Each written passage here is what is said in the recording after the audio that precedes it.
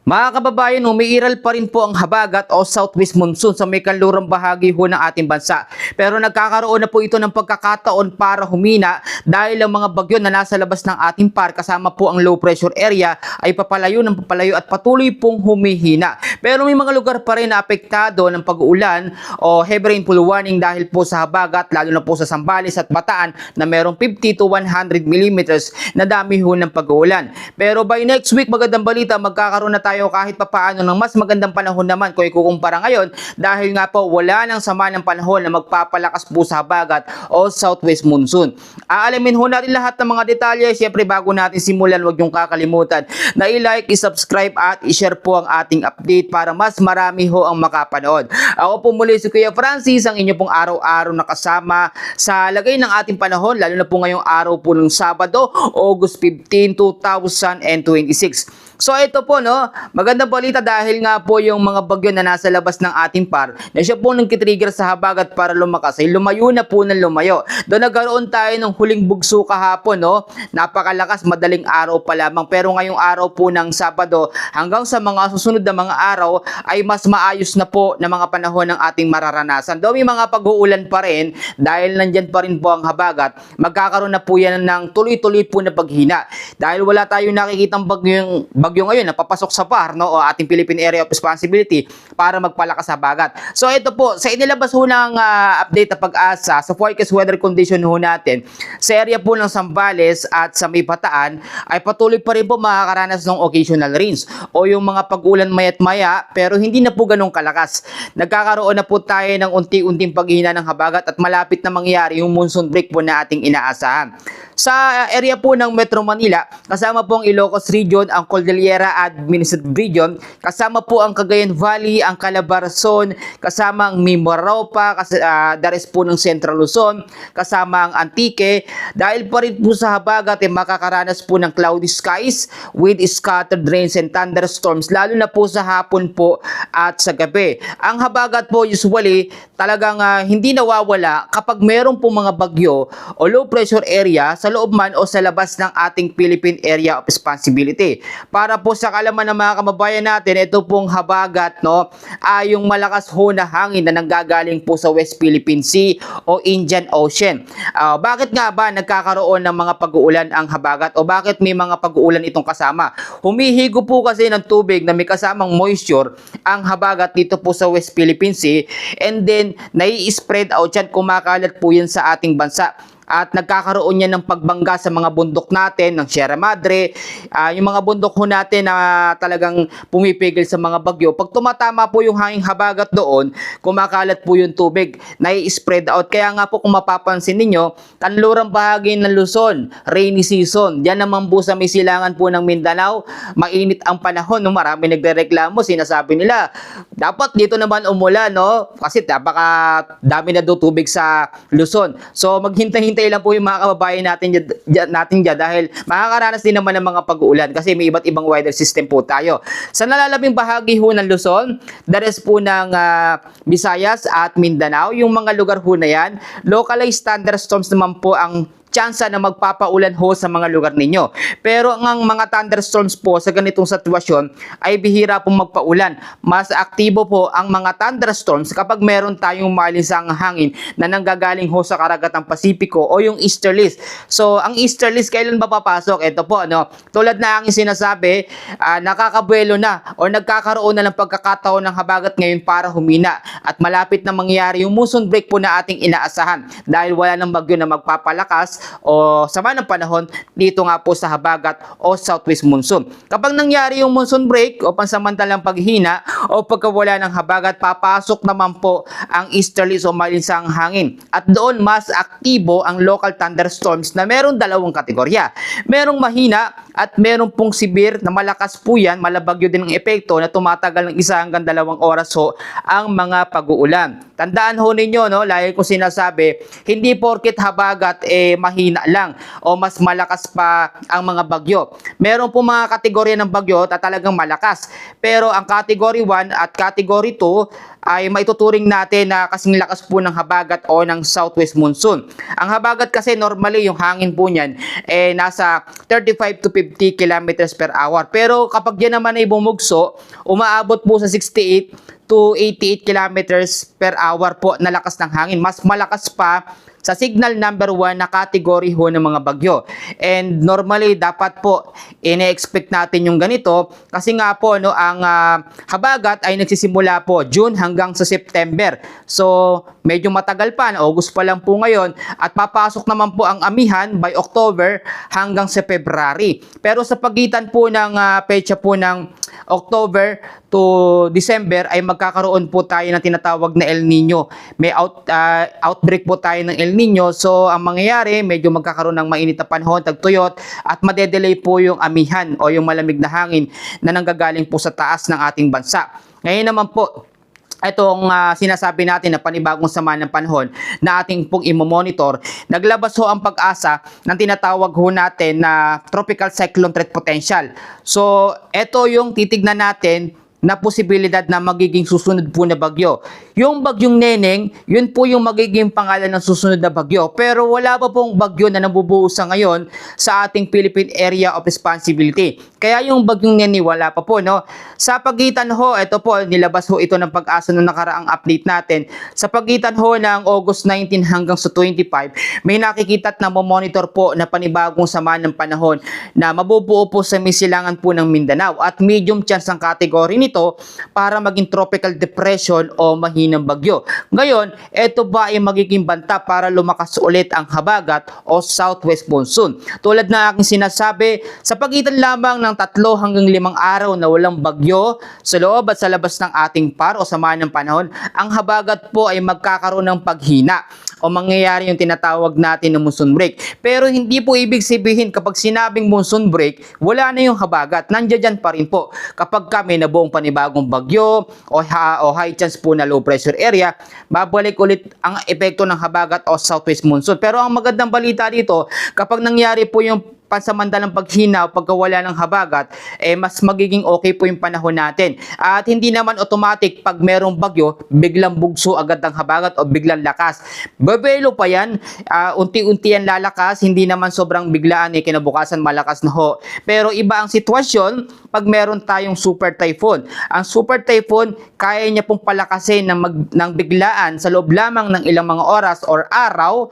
Within the 24 hours, kaya niya palakasin ng habagat at yun yung sinasabi ho natin na rapid intensification. Kaya nga po, ang ipag-pray natin, mahinang bagyo po yung mga susunod po na mabubuo at papasok po sa ating Philippine Area of Responsibility. Ganito po ang mangyayari. Ang habagat ay inaasahan natin mahina na ito sa 3rd week po ng August, no? At tulad na aking sinasabi, sa pagkakataon po yun na humina na po ang habagat, ibig sabihin walang bagyo sa loob at sa labas ng ating Philippine Area of Responsibility. Kung mapapansin niyo ninyo, sa may bandang silangan, nandyan po yung tinatawag po natin na bagyong Nangka, meron pang bagyong Chanhom at yung LPA. Noong nakaraan, yan yung naging dahilan kaya po lumakas ang habagat o nagkaroon ng tinatawag po natin na second wave. Dahil nga po, nandiyan yung mga bagyo, yan yung hangin po kasi ng habagat, karugtong po o doon po kumukonekta. So yung paghigop ng mga bagyo dito sa habagat, nakaka-pressure, nakakapagbigay ito sa habagat para lumakas o mas magkaroon pa ng malaking impact po sa kanlurang bahagi ho ng ating bansa. Ngayon masyado na silang malayo, hindi na nila mahatak ang habagat o southwest monsoon. Kaya po simula ngayong araw po ng Sabado hanggang sa Linggo, by next week ay magkakaroon na tayo ng improvement po sa panahon natin, medyo magiging okay na po. Kaya yung mga nagtatanong po kung pwede pa rin ba pumalaot o okay pa rin daw pumalaot sa ngayon po, no, dahil meron pa rin tayong 50 to 100 mm sa dami ng pag-uulan sa Zambales at Bataan, kailangan pa rin na huwag kayong magre-risk na mangisda dahil may mga pag-uulan pa rin. Pero tulad na aking sinasabi, kung ang habagat po kasi ay mayroong lakas lamang ng hangin na 35 to 50 kilometers per hour. Kaya pa naman yan ng mga bangka, no? Pero delikado kasi yung buhos ng mga pag-uulan. Maya't maya pa rin kasi nangyayari yan. So eto, bibigyan ko po kayo ng mga senaryo at bibigyan ko kayo ng update sa mga bagyo para malaman din natin. Sa atin po, no, ay meron tayong 5 kategorya ng mga bagyo. Yung pang-4 at pang-5 kategorya ng bagyo ang nagpapalakas o kayang magpalakas ng biglaan sa habagat. Yun po ay yung typhoon at super typhoon category.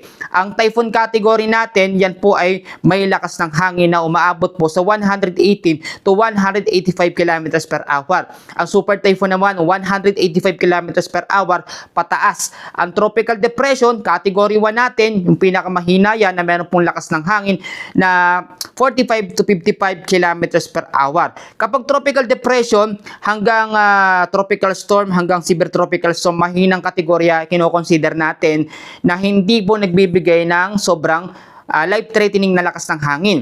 Pero ang mahihinang bagyo, more on mas maraming ulan yung binibigay nito sa mga naapektuhan yan. Pero ganito ho, no? Marami kasi nagtataka.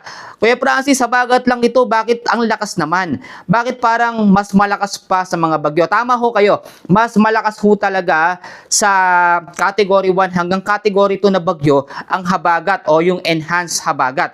Dahil ang enhanced habagat, tumatagal ho yung mga pag-uulan yan. Minsan inaabot ng 5 hanggang 7 araw, 1 week, o yung pinakamatagal umaabot pa po sa 3rd week yan o sa pangatlong linggo pa. Samantalang ang mga bagyo naman, lalo na po yung mga typhoon, super typhoon, karaniwan po nasa 1 hanggang 2 araw lamang ang pagpapaulan yan. And minsan, yung mga bagyo nga po na malalakas, hindi natin nararamdaman. Lalo na po yung super typhoon Francisco, yung super typhoon Inday, no, mga nakaraan, hindi natin naramdaman yon. Pero yung habagat, wala namang malakas na hangin na dala-dala, pero sobra nating ramdam na ramdam. Tandaan nyo po yung ganito, no? Pag sinabing umiira lang habagat, ibig sabihin mga pag-uulan na yan, mga pagbabaha, yan na po ang ating aasahan. Kaya dapat lagi po tayo naka-alerto. Kapag mga malalakas na bagyo, super typhoon at typhoon, nako, yung mga bahay naman ang ating tutukan kasi yun po ay mga mapaminsala po. So bigyan ko kayo ng mga paalala, no? Kahit po wala tayong bagyo sa loob at sa labas ng ating par na malapit para magpalakas sa habagat, kinakailangan pa rin natin maging alerto. Nandiyan pa rin po ang habagat. Sinasabi ko, by next week, magkakaroon ng improvement ang panahon natin. Medyo mas magiging okay kung ikukumpara ho sa ngayon. At ang habagat, may pagkakataon na para humina. Yan po yung magandang balita. Pangalawang paalala, kinakailangan pa rin po yung mga low-lying areas sa Metro Manila, sa parte ng Visayas, yung Visayas at Mindanao, wag ho kayong pakampante mga kababayan, ha? Magpasalamat na lamang po na wala kayong ulan dyan at wag na po magreklamo. Pangatlong paalala, safety pa rin natin ang ating mga importanteng gamit, mga dokumento at mga papeles dapat nakasiplak pa rin. Meron pa rin tayong dapat na tinatawag na go bags, hindi lang kasi pag mga malalakas na bagyo ang go bags o may mga lindol. Sa anumang oras, mahina o malakas na bagat, dapat meron tayong go bags on the go na dadalhin po kagad natin. Isa pa paalala, kinakailangan din po na yung mga appliances ilagay sa matataas na lugar na hindi po maaabot ng tubig, no? At kailangan mag-stock o mag-imbak din tayo ng pagkain. Natatagal po ng pang ilang araw ngayon. Gano'n na ba katagal ang habagat? For sure, yung ibang mga kababayan natin, nauubusan na po ng stock, no? Kung meron naman tayong maitutulong sa kanila, damit man o kahit konting pagkain, tulungan ho natin. Kasi tayo lang naman din na magtutulungan. Yung panghuling paalala ko, sobrang importante, ipanalangin po natin sa Lord na yung mga kababayan natin na apektuhan po ng habagat o southwest monsoon ay makarecover po, no? At yung mga lugar na binabaha hanggang sa ngayon ay humupa na po yung tubig. Lalo na po sa parte ng kanluran po ng Luzon at ilang bahagi po ng ating bansa. Yung mga area ho kasi na yan ang sobra po talagang naapektuhan. At kinakailangan, isama din natin sa prayer natin na ito pong mga susunod na bagyo na papasok sa ating Philippine Area of Responsibility ay hindi po maging sobrang malakas. So, dapat po alam natin ang ibig sabihin ng habagat at ng mga bagyo. Kasi minsan kinakatakutan lang natin yung mga bagyo pero ang habagat is binabaliwala natin. Yun naman po talaga ang katotohanan kasi habagat, nako, hindi bagyo. Parang no big deal paghahabagat. Pero pag bagyo, sobrang takot na takot po tayo. Kaya nga po ako, always ko ini-explain sa inyo, mas nakakatakot pa po ang habagat ha, kaysa sa mga bagyo. Ang mga bagyo, ilang araw lang nagpapaulan, pero ang habagat talaga, inaabot yan po ng ilang linggo. So, i-summarize natin, pangunahing weather system pa rin po na nakakaapekto ngayong araw po ng Sabado, ay nandyan pa rin po ang habagat o southwest monsoon. Pero ito ay magkakaroon na ng paghina kasi wala na pong bagyo sa mga panahon na magpapalakas o hahatak po dito. Pangalawa, local thunderstorms pa rin, parte po ng Visayas, Mindanao, ilang bahagi o nalalabing bahagi ho ng Luzon. Hindi masyadong apektado, hindi masyadong ramdam ang local thunderstorms dahil wala siyang kapartner na easterlies. Yun po kasi ang partner ng mga local thunderstorms. Mas aktibo yon kapag merong easterlies. At bago ko tapusin ang ating update, syempre, tayo ho ay nagbibigay ng salita ng ating Panginoon. At ito po ang ating Bible verse ngayong araw po ng Sabado. At ito po mga kababayan ko ay matatagpuan po dito po sa Pilipos chapter 4 verse 6. At ito po ang sinasabi: huwag kayong mabalisa sa anumang bagay, kundi sa lahat ng mga bagay sa pamamagitan ng panalangin at daing na may pagpapasalamat ay ipakilala ninyo ang inyong mga kahilingan sa Diyos. So, napakasarap pong pakinggan ng salita ng ating Panginoon at tunay nga po na sinasabi dito na huwag tayong mabalisa ho sa anumang bagay, sa lahat po ng mga bagay, no? Mga kakainin natin, dadamitin natin, mga sakuna, bagyo, lindol. Kung tayo po ay totally talaga nagtitiwala sa ating Panginoon, hindi po tayo dapat mabalisa. Bagko sinabi dito sa salita ng Panginoon, kinakailangan po ay tayo ay manalangin nang may pagpapasalamat sa Panginoon at hilingin po natin sa Kanya yung ating pong mga kagustuhan. Ang ibig sabihin lamang nito, imbis na tayo ay mabalisa, mag-pray tayo sa Panginoon para po sa ating safety, sa ating pangangailangan at ipoprovide niya po yan. Ang mga ibon nga po, yung mga hayop nga po, no, hindi naman nagtatrabaho yan, yung mga ibon. Pero pinapakain po ng Diyos. How much more tayo ng mga anak niya na talagang nag-aalala sa ating kakainin, sa ating dadamitin. Ang kailangan lang po natin ay magtiwala sa Panginoon dahil lahat po ng mga bagay na ito na nasa mundong ito, no, ibibigay po sa atin. Stranger lamang tayo dito, hindi tayo pansamantala dito. So dapat gawin po natin kalugod-lugod sa Panginoon ang ating pong buhay at talagang dapat kilalanin po natin siya.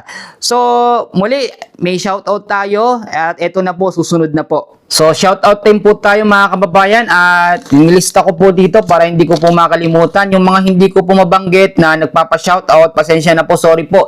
Babawi po ako sa next update natin. Unahin na po natin sa shoutout, ito pong si Sir Albert Tribunalo from Santa Fe, Bantayan Island, kay Marcos Biray from Pampanga, kay Nanay Ningning ng Bira Rojas, Isabela, kay Sir Actub Escopidal ng Iligan City, Mindanao, kay Sir Melchona Pacaldo from Taytay Rizal, kay Sir Jose Santos, kay Sir Jomar Santos from Church of God, Dawo, Mabalacat City, World Mission, Philippines.